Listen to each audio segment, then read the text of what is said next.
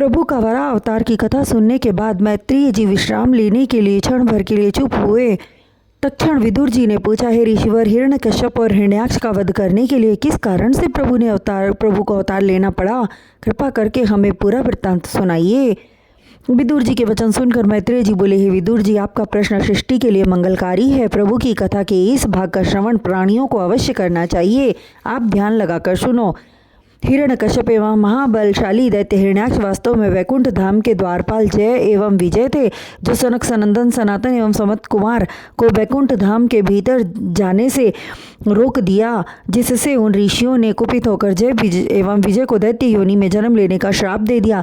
उसके पश्चात दोनों ने ब्रह्मा जी के पुत्र कश्यप ऋषि की पत्नी दिति के गर्भ से जन्म लिया।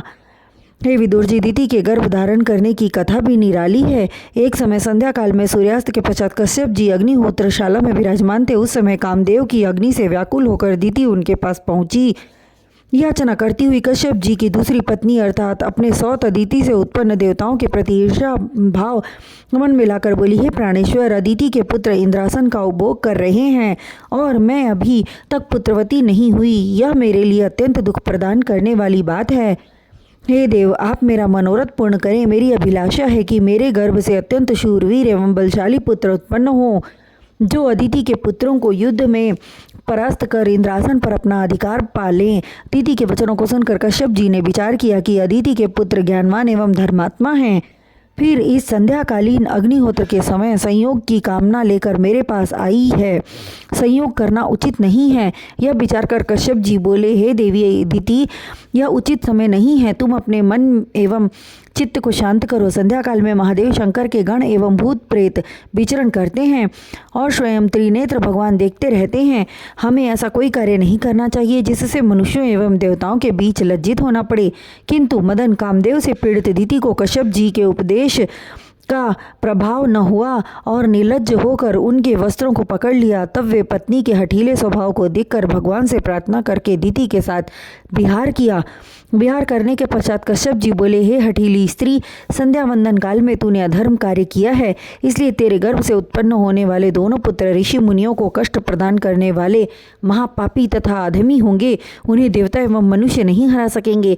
तेरे उन दोनों पुत्रों का संहार करने के लिए स्वयं श्री हरि नारायण अवतार लेंगे और उनका संहार करेंगे। कश्यप जी के वचनों को सुनकर दिति अत्यधिक उदास हो गई। हाथ जोड़कर निवेदन करती हुई बोली, हे स्वामी, मेरी तो मात्र यही इच्छा थी कि मेरे पुत्र अत्यंत बलवान हों और देवताओं को जीतकर इंद्रासन का सुख भोगें।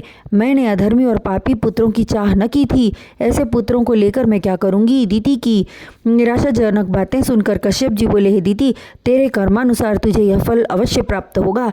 मेरा वचन असत्य न होगा, किंतु तूने सच्चे मन से प्रायश्चित किया है, इसलिए तुझे यह वरदान देता हूँ कि तेरे कुल में तेरा एक पौत्र होगा जो ज्ञानी, ध्यानी, तपस्वी एवं प्रभु का परम भक्त होगा। उसकी परम भक्ति देखकर स्वयं नारायण उसे साक्षात दर्शन देंगे। तदनंतर उसका नाम अमर हो जाएगा। सृष्टि पर उत्पन्न होने वाले देव, दानव एवं मनुष्य उसकी परम भक्ति का गुणगान करेंगे। उसका नाम प्रहलाद होगा और बाल्यकाल से ही प्रभु का अनन्य भक्त बन जाएगा। यह सुनकर दिति को संतोष प्राप्त हुआ।